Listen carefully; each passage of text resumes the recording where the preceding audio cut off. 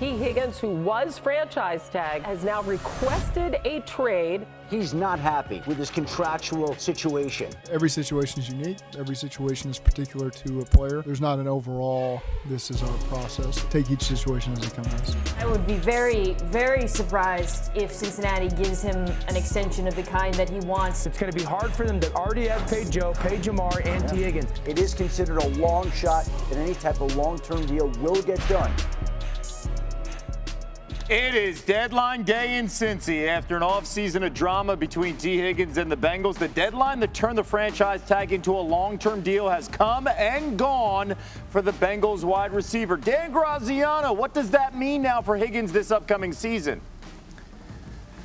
Well, it means he'll be an unrestricted free agent when the season is over. I think he's made his peace, it seems like, with playing on the franchise tag. Earlier in the offseason, he had demanded a trade. The Bengals said, we're not interested in trading you. We're trying to keep the team together as long as we can and win a Super Bowl. However, what he was looking for in terms of a contract and what they were willing to offer, especially with Jamar Chase now eligible for an extension and Joe Burrow having signed one last year, was not the same. So it reminds you, Kevin, of 2 years ago, the Bengals franchise safety Jesse Bates. He wasn't happy. It took him a while to report to camp, but he did. Played out the year, played great, and got a big free agent contract from the Atlanta Falcons the following spring. I don't know if it'll be the Falcons or what team, but I would guess a similar situation plays out with Tee Higgins. Okay, and that's how we start the show. Welcome into NFL Live. You just heard Graz, Mina Kimes, Tim Hasselbeck as well with us. I'm Kevin Nagani. Higgins' future is not the only big question mark in the Queen City. No matter who the Bengals have had, slow starts have been a huge theme here in the Joe Burrow era. In Burrow's 4 seasons, he's posted a below-average QBR over the team's first 5 games, and the team has been 3 games under 500 in those starts. The rest of the season, Burrow has looked like an elite quarterback, and it's worth noting that he's often entered the season with an injury problem, including last year's calf injury. So that sets things up well. Graz, what do we know about Burrow's health heading into camp? Indications are positive throughout the offseason. He's coming off of that wrist injury and a surgical repair. It's an odd injury. It's an uncommon one, right? He's coming back from an Achilles or an ACL. Those are tough recoveries, but at least we know what they look like. This is not an injury we've seen with quarterbacks on their throwing hands. So the Bengals will continue to monitor it. So far, so good. Their hope is that he can have a full training camp. You mentioned it, Kevin. 2020, there was COVID. 21, he was coming off ACL. 22, he had his appendix out. And last year, calf injury. So he's never had a fully healthy training camp. They would like that to be the case. That said, if he feels something in that hand, that wrist, they'll back him off as need be. But their plan going in is to try and get him to the season healthy and get him as much work as they possibly can in camp. Okay, camp starts next week. So what's the biggest question, Mina, for this offense they need to answer early in the season? Well, aside from Joe Burrow's health, mobility, all of that, one thing that I'm really curious to see is with Tee Higgins back, as we all expected, who is the third option on this offense? Which doesn't sound like a big deal when you're talking about an offense that features Jamar Chase and Tee Higgins, but here's why it matters, Kevin. Something that Joe Burrow has talked about is over the last few years how increasingly, because of that elite wide receiver duo, teams play the Bengals with those too high shell coverages. Over the last 2 seasons, when the Bengals have faced split safety coverages, Jamar Chase has been the number 1 target, unsurprisingly, but after that, it's been Tyler Boyd in targets, Joe Mixon, and then Hayden Hurst. Those 3 players aren't on the Bengals anymore. So somebody is going to have to emerge to help them, especially work over the middle of the field, where Tyler Boyd in particular was so important for Cincinnati. Yeah, Mina makes a really good point because it can't always just be those 2 receivers and no one else. I mean, typically you need somebody to play inside, somebody that can win, individual matchups, and they need to do that. Now, listen, developing that is different than developing a top-tier wide receiver, like the premier outside guys, which they have 2 of. Look, I think this, with Burrow healthy and a lot of the stuff that Dan talked about in terms of, not having to deal with health injuries going into the season, you would think that would lead to a faster start, which means you're, keeping pace with a really tough division.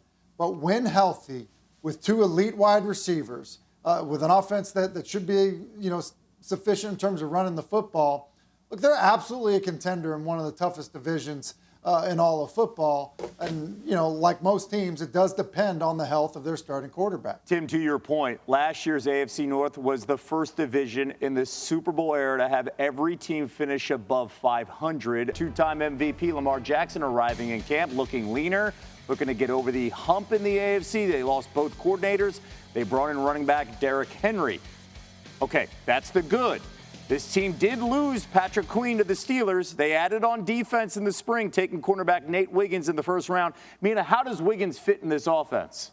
I should say defense. Defense. Or defense. Yeah, it's easy to see why they picked Wiggins based on his college tape at Clemson. He has the movement skills to play sticky man coverage, but he also has the intelligence, route recognition, eyes to play the sort of zone you'll see him play a lot in that Ravens defense. He's also a playmaker. He's so good at keeping eyes on the quarterback and then closing to drive on the football. He plays with a sort of physicality I think we associate with the defense.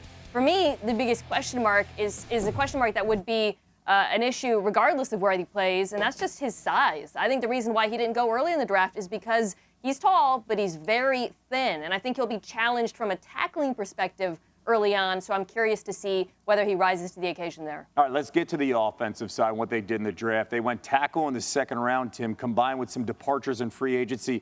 This will be a new look O-line in Baltimore. Do you like what they've done here so far?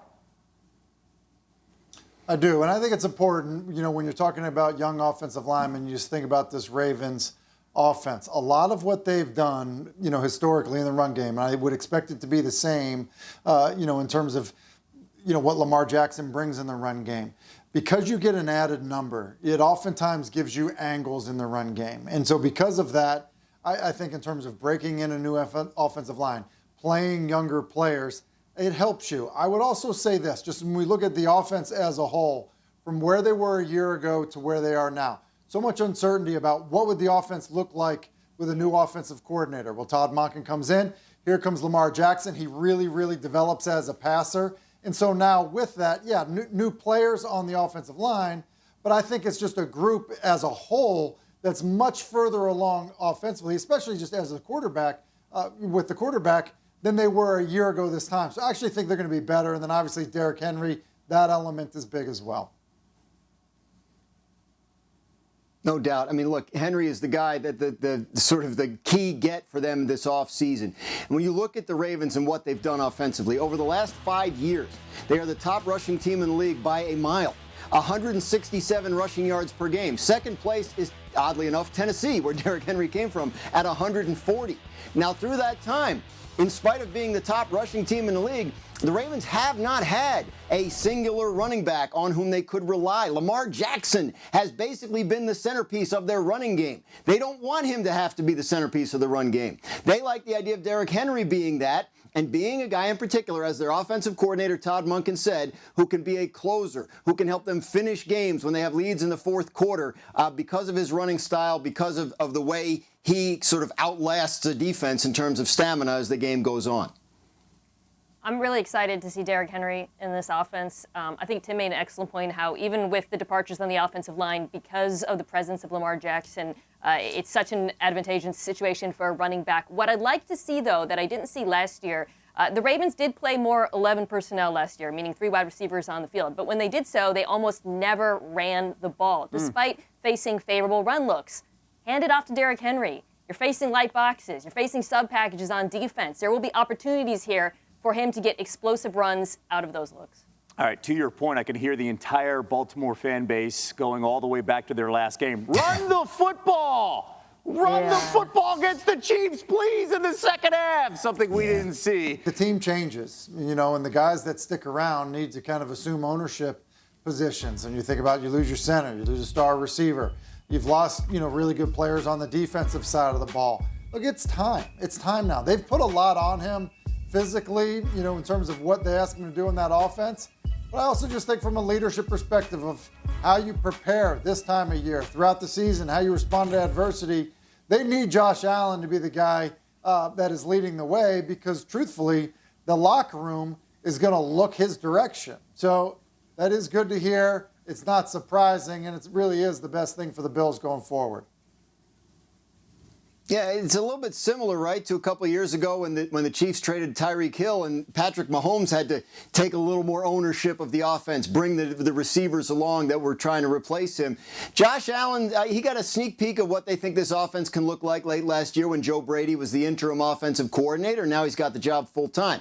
They expect Dalton Kincaid, their young tight end, and James Cook, their young running back, to be two key playmakers for them, especially while they sort out the wide receiver room, right? Like, what is Curtis Samuel's role going to be? Can Keon Coleman contribute as a rookie, and in what way? Is Khalil Shakir ready to take a step entering year 3? Any of the veterans they brought in, like Marquez Valdez-Scantling, Mac Hollins, Chase Claypool, can they get anything out of those guys? But while they figure that out, watch Kincaid and watch Cook as two guys that Buffalo really wants to try and lean on. I think all three of you guys are on the same page with Josh Allen, but not everyone is sold on Allen. One veteran NFL executive had some pretty harsh words and some criticism of the Bills quarterback. They called him one of the more overrated players in the NFL, immense talent, but he makes a lot of mistakes. He's underdeveloped at winning at the line of scrimmage, tends to lock on to targets, more of a thrower than precision passer, forces throws into traffic. Mina, what do you think of that assessment? It's stupid. Sorry. I mean, it is. I mean, the guy's wrong. First, I'll start, I guess, with the kind of overarching sentiment, which is that he's overrated. Josh Allen is the second best quarterback in the NFL. I disagree with the earlier rankings. That was the survey of the executives. I don't think it's particularly close, to be quite frank. And nobody was more wrong about Josh Allen coming out of the draft than yours truly. But I have seen a player who's not only has an unbelievable arm talent, of course, that's what you lead with, but has grown so much. His work at the line of scrimmage, I completely disagree with that. His accuracy, there are games where he's displayed tremendous patience, throwing underneath. His command of the offense is tremendous. At times, he can turn the ball over, but I don't think it's because of a mental issue so much as it is him maybe trusting his arm a little bit too much. But you take that small amount of bad because it comes with so much good. I haven't even addressed what he brings on the ground, which is, I think, why he's second best quarterback in the NFL. On a down-to-down basis, he's as efficient running the football, actually more efficient than Lamar Jackson. And finally, he gives you availability. He's healthy. He's played so much for them. So to me, that's just a nonsense quote. But, I guess you can find a nonsense quote about any quarterback if you ask enough people. I agree with you. I mean, I think you can almost pick apart every single part of the statement. It's not like you just disagree with one thing. And part of it, just look at it this way, in terms of playing in critical moments and stuff, look, he's actually done that at times, and then his defense just didn't follow through. And so like that's actually happened in the past. Didn't happen this past year, but that's happened in the past. So there's that part of it. The part of it, too, that Mina brings up as a runner, which I think is key, as well as the availability, it is really hard to be an accurate passer when you're also a runner. And so what he's done in that realm has been remarkable. The thing I think I disagree with the most of that comment is his command at the line of scrimmage. Yes. There have been a stretch of times where he's been as good as anybody at the line of scrimmage. So, yeah, that's a bizarre statement for me.